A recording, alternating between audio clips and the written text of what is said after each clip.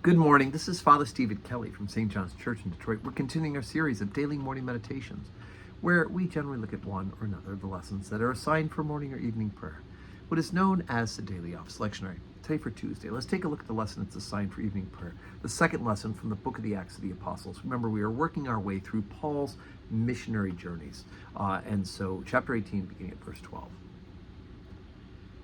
And when Gallio was the deputy of Achaia, the Jews made insurrection with one accord against Paul and brought him to the judgment seat, saying, "This fellow persuadeth men to worship God contrary to the law."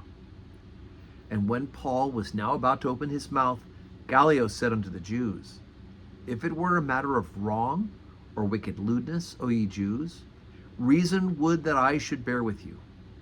But if it's a question of words and names and of your law, look ye to it. For I will be no judge of such matters."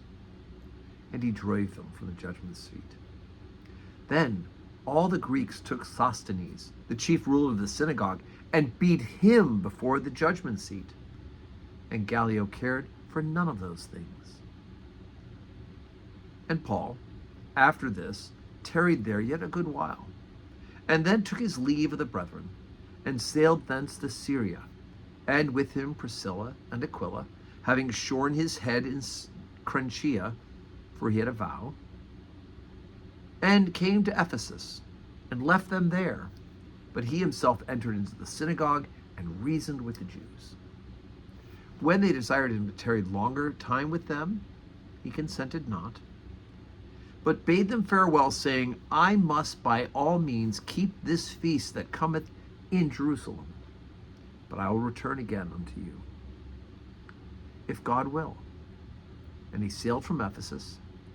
And when he had landed at Caesarea and gone up and saluted the church, he went down to Antioch.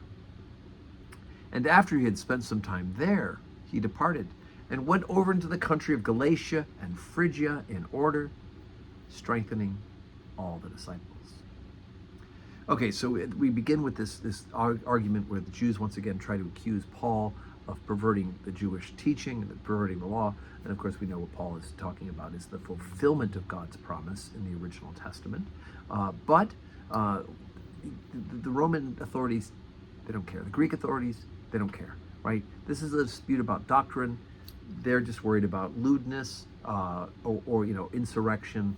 They don't want any of those things, right? As long as you pay your taxes, they don't care about these theological disputes. And in fact, so much so that he not only doesn't take the side of the Jews or Paul, right? Doesn't even give Paul a chance to testify. But when the Greeks then try to, they do beat the leader of the synagogue, Gallio doesn't care either, right? He doesn't care if the Greeks are beating up on the Jews. He doesn't care if the Jews are beating up on this new group of people being called Christians for the first time in Antioch.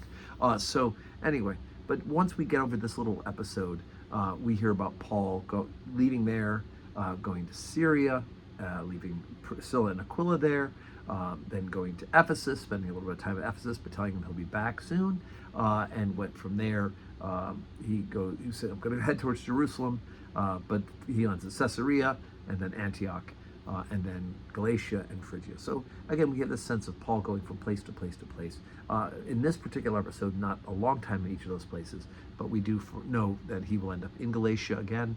We know he will end up in Ephesus again, and then we will have letters back to those communities afterwards. So anyway, so it kind of gives us a sense of Paul's travels as he spreads the gospel and is being met up with resistance from those who refuse to accept it. So today is Tuesday. We will have Holy Communion today, God willing, 12:15, evening prayer at 4 o'clock. So I hope you can join us in person. If not, the live stream where you're watching this meditation. And may God grant you a Tuesday that is full of blessings.